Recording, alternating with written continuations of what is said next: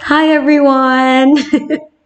It's been a long time since our last upload, and I really missed you guys. And I hope you're all safe and still healthy. And yeah, sana naka-cope up na lahat since ang Cagayan Valley po ay isa sa mga naapektuhan sa Typhoon Ulysses and maraming naapektuhan ng baha at kasama po ako doon. Yun nga, sana naka-cope up na tayong lahat and sana okay na tayong lahat. And ang dami nangyayari sa mundo, no? So, wala na talagang time na maging selfish tayo. So, this is the time na we understand others more. We need to be more caring, more understanding, and more loving. So, yeah, malapit na rin magtapos ang 2020. So, this is our final fight. December is our final fight. So, sa mga students out there, alam ko, sobrang nahihirapan din kayo. And napakarami talagang challenges na nadala tong 2020. But, we're in this together. So, yeah, sama-sama tayong lahat hanggang sa pagtatapos ninyo at pagtatapos din namin.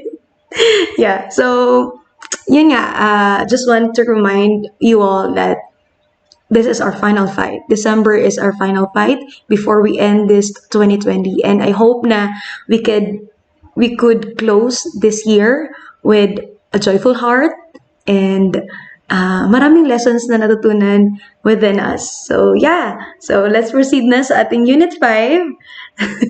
Sana may na-retain pa sa mga natutunan nyo sa previous lessons natin. But I really understand kung nabaha din yon. Kasi kahit ako, I had to review all our lessons before to. Yeah, so let's proceed na sa ating Unit 5. So this one is about communication for various purposes. So let's start with a saying or a quote from Tim Saliday. So he said that it is not how strongly you feel about your topic. It's how strongly they feel about your topic after you speak. So, I have read once that you should not always say what you know, but you should always know what you say. So, yun yung parang summary ng connection ng sinabi ni Team Saturday. So, marami kang ideas. Marami kang gustong sabihin. But you didn't equip yourself with the proper information or proper organization to speak up that information.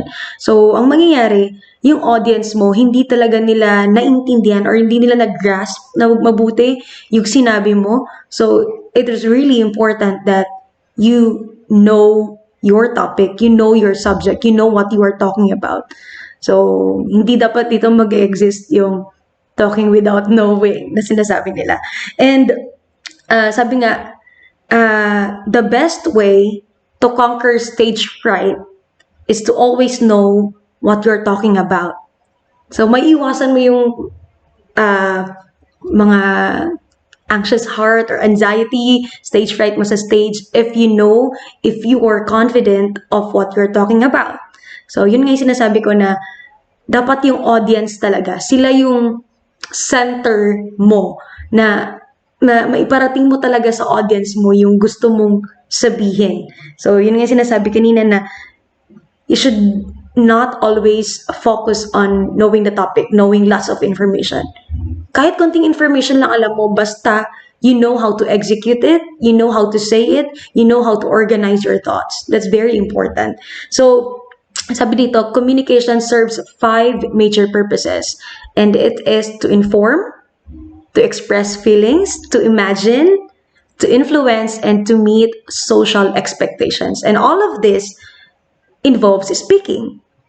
Right? So, lahat ng ginagawa natin, whether we are thinking of it or not, it involves speeches, it involves speaking. So, kailangan natin matutunan on what are the ways on how to properly inform a person, how to properly express your feelings, how to properly help a person imagine or help yourself imagine things, how to influence, and so on and so forth. So each of these purposes is reflected in a form of communication. So this unit covers the developing and delivering and informative and persuasive speeches.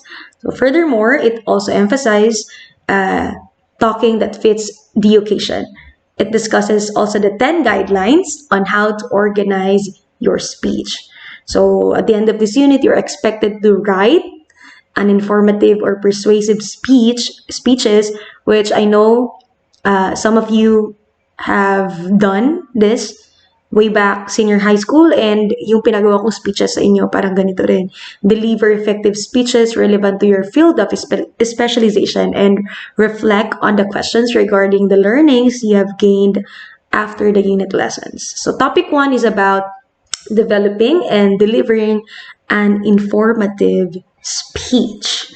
So at the end of this lesson, you're expected to identify the different purposes and types of an informative speech, explain the appropriate organization of ideas for a specific informative speech topic, evaluate an informative speech, apply psychological principles in increasing listeners' comprehension, prepare a clear outline for maximum effectiveness, and deliver an effective, informative speech.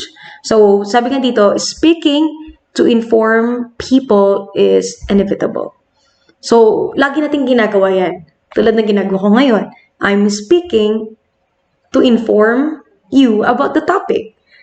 Or ikaw, in-explain mo sa parents mo, in-inform mo sila on a certain topic. So, it is inevitable. It's part of our lives. So, the key point is to pick a topic that is new to the audience or discuss a common topic in a fresher perspective. So, tulad nito, speaking, paulit-ulit na yan. Ang English, di ba, start from elementary, hanggang nag-high school tayo, hanggang nag-college na lang, pure English.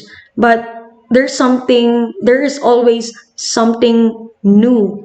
Di ba? There's always new information. So, ganun dapat. So, it's either you pick a new topic or you discuss a common topic in a fresher perspective. Okay? So, a successful informative speech can empower the audience through the new ideas and skills that you can impart to them. It can also shape their perception and clarity options for action. So, before delivering your informative speech, you must ensure that your topic is significant enough to merit a speech. So, hindi lang siya yung basta-bastang pinupulot mo sa kalye, sa tabi ng kalye yung topic mo. It should be purposeful. It should be a topic that is needed nowadays. So, yeah, kung ano yung kailangan talaga ng tao, malalaman mo naman yan sa audience mo. Depende sa audience mo.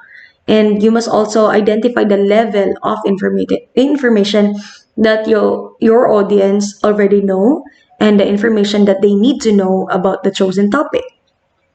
Lastly, ensure that you clearly understand the intricacies of your topic to establish credibility and confidence. So, pag nasa harapan ka na, you should have mastered your subject. You should have mastered your topic. Hindi mo naman kailangang i-memorize lahat eh. Basta na-master mo lang. And you will appear credible and you will appear very confident na lahat ng audience mo, almost all, would listen to what you will say. Kasi pag narinig ka nilang salita, mararamdaman nila sa sarili nila na, this speaker, I know na marami akong matututunan sa kanya.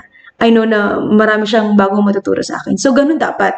Every time na aakyat ka sa stage, you should have equipped yourself with the proper information na you won't appear na nagkakram ka sa harapan. Okay? So, dapat ganun. So, dapat ang speeches talaga, especially formal speeches, it requires paghahanda or preparation. Next. So we have types of informative speech. So we have speech speech about objects. So objects refer to something that is visible, tangible, and stable in a form that can be experienced through physical senses. So speech organization about objects can be chronological, spatial, or topical. So what do you mean by chronological? Chronological means you follow a certain order, okay? You organize your speech to a certain timeline or a certain pattern. So, sa chronological, you may use first, second, third, then, and like that. And sa spatial naman, this is a kind of speech that uses a directional pattern for main points. So this is used to notify the location or the place of the subject. So dito naman, marami kang ginagamit na prepositions. Prepositions are under, up, right, below, beneath, mga ganon. So when we say spatial, it is a certain location. You are describing or you are informing someone about a location. And topical means the main topic is divided into several subtopics. So nangyayari to sa mga science subject natin na parts of the body. Yan. So subdivide siya into smaller topics. Yeah, so here are some examples of speeches about objects. We have may volcano. So this could fall under spatial, right? 3D glasses, siguro topical. Kasi we have different types or different subtopics about 3D glasses. The poodle, siguro topical din or chronological. Light rail transit, chronological siguro, paano siya nagawa, paano siya nagsimula, ganun. And syringe, siguro topical, kasi we have different subtopics about syringe.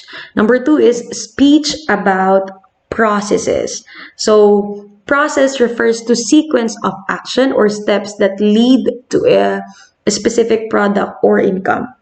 So, your goal in this type of speech is for the audience to understand and perform the process. So, pag in-execute mo tong speech na to, marami kang kailangan i-consider.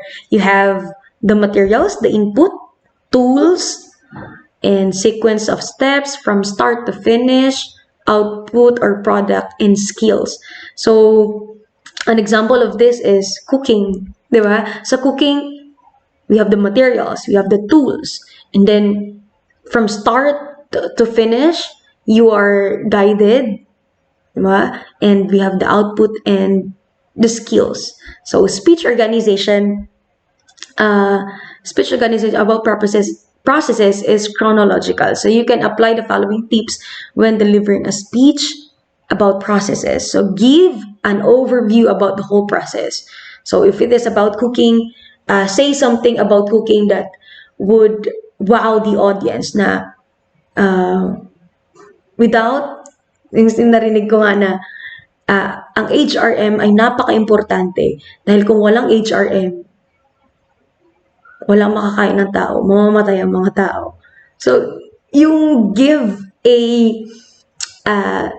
kicker na mapapawaw mo yung audience. So, you give them an overview about the whole process. And then, subgroup complicated processes for better comprehension. So, make sure that subgrouping is logically arranged. For example, when demonstrating how to cook Italian spaghetti, you may group the procedure according to the ingredients or materials needed to the actual cooking and garnishing. So, kung makikita niyo sa cookbook, di ba, we have the ingredients, and then we have for sauce, and then for the pasta, and then for plating.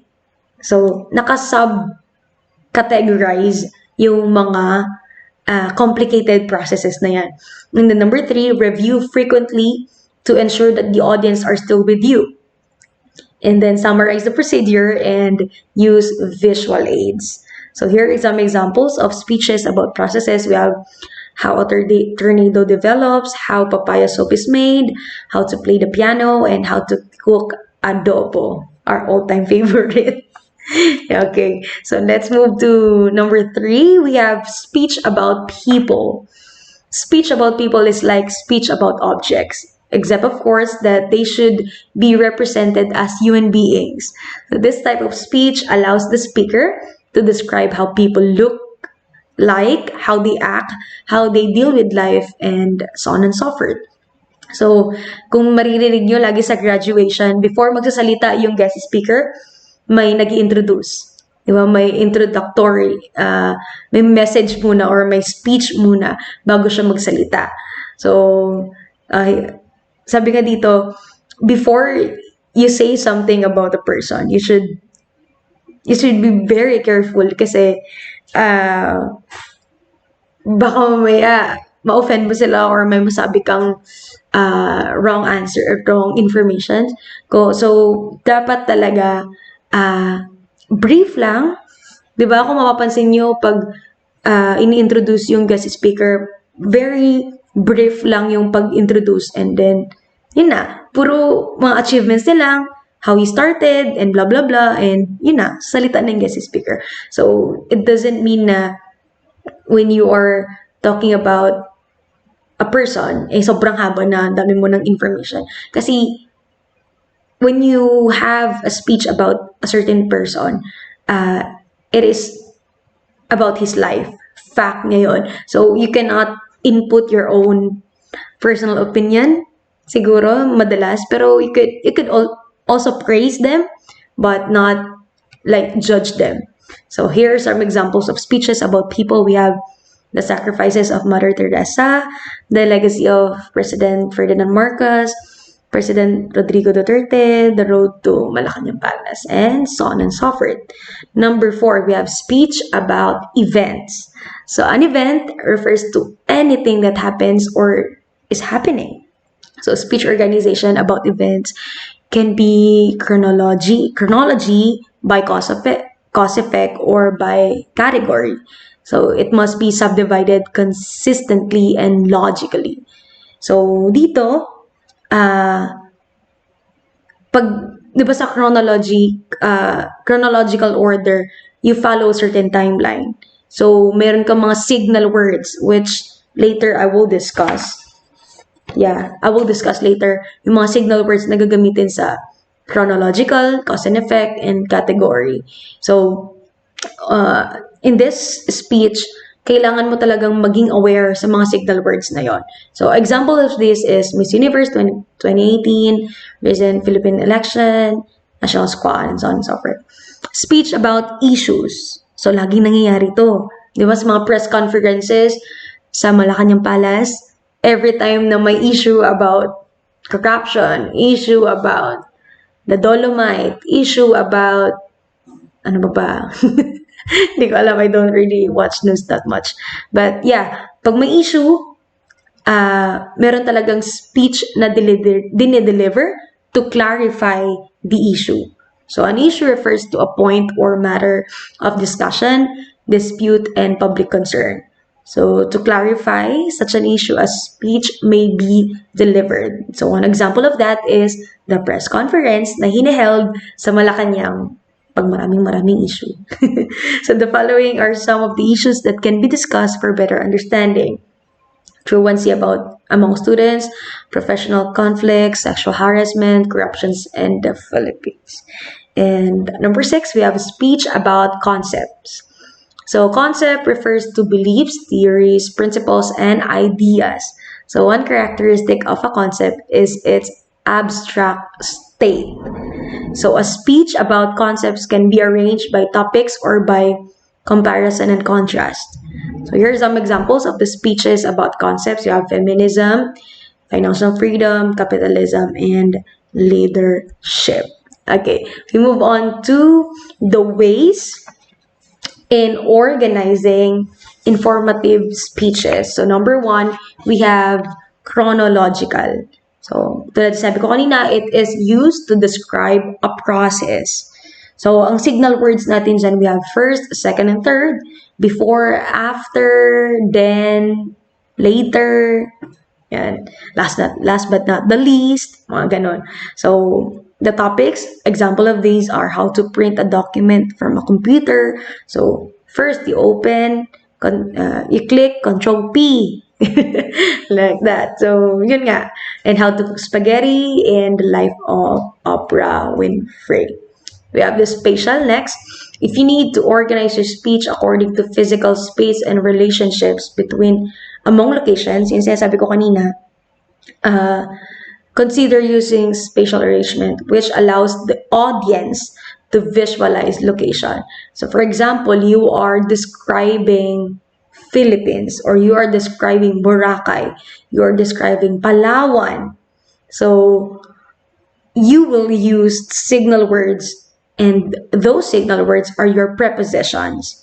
So we have above, beneath, behind, alongside, beyond, down, further in front, near, top, bottom, left, right, and so on and so forth. We have lots and lots of prepositions to use in this speech, to use when you're organizing your speech. So, example, we have Asia's best tourist spots, describing a newly built condominium and different regions in the Philippines. So, more on the location talaga. We have categorical or topical. So, this one is classification of subjects. So, if you intend to show the audience about the classification of subjects, consider using the approach of dividing the main topic into subgroups or subtopics. So, though this approach is very flexible, sometimes it can bore your audience, especially kapag it is a lot to take in, 'di ba? Kaya nga nagaganap ang topical dahil yung main topic mo is very broad. So, ang tendency, napakaraming subtopics din. So, you may bore your audience. Kaya, minsan lang naman nangyayari yun. Pero, yun nga, yun din yung nangyayari sa school. Madalas, kasi na-information overload na. So, topics, examples are types of learners, different branches of science, and body systems such as circulatory, digestive, and respiratory, and so on and so forth. So, yun nga, ginagamit natin si topical pag napaka-broad nung subject, napaka-broad nung main topic. Next, we have the cause and effect. So, this one is to show reasons why a phenomenon occurred or what the outcomes are. So, dito gagamit ka ng cause and effect approach. So, this is to allow the audience to see the causal relationship of events. So, signal words will be therefore, di ba? Yung ginagamit natin sa ating yung mga projects natin, I therefore conclude. Yun yung effect na. And then we have since, due, we have thus, so, because, consequently, and so on and so forth. Next, we have comparison and contrast. So this one naman is to help the audience choose between two items being compared. So our signal words would be likewise, just as, equally, and mostly ginagamit natin sa contrast is while. So you can say, for example, math is very interesting, while ay, bahala na ka magdugtong nun. So, yun nga, ginagamit natin yun to help the audience choose between two items being compared. So, ayoko baka ma-judge ako na pinagko-compare ko yung math and English. Pero yun, ginagamit natin yan, yung mga keywords na yan, likewise, just as, equally, or and while, to help the audience choose. So, examples of this are mobile phone versus landline. Where to spend the vacation. It's either Singapore or Hong Kong. Hong Kong. And a comparison and contrast between globe and smart. Next, we have additional topics for an effective, informative speech. Number one, Yung sasabi ko kanina, use plain language as much as possible. Be brief to be understood. Avoid jargons, cliches, highfalutin words, legalistic terms, unless it is totally necessary. And then relate your topic to the audience. Talk to them and not at them. Okay? Talk to them. Connect. Okay? Build a rapport sa audience mo. And do not overestimate and not underestimate your audience knowledge about your topic. So remember, your main purpose is to inform and not to judge. Okay? And then use active and concrete language over abstract. So since you are writing to inform, be clear in what you want your readers to understand. Okay? And then number 5, last but not the least, a happy soul absorbs more information. So always enlighten and entertain your audience simultaneously. So wag sobrang monotonous, 'di ba? Kung maalala niyo yung Unit 1, tinuruan ko kayo how tone of voice affects your appearance pag nag-speech ka. So, kailangan lively ka naman to para may bibigay ka namang buhay sa crowd mo. Always remember, you cannot give what you do not have. So, if you are there to influence people, if you are there to inform people, you should at least entertain them. Okay? Para naman may mag-grasp talaga sila, may ma-absorb sila. Okay? So, that's the end of our topic 1. So, see you sa topic 2.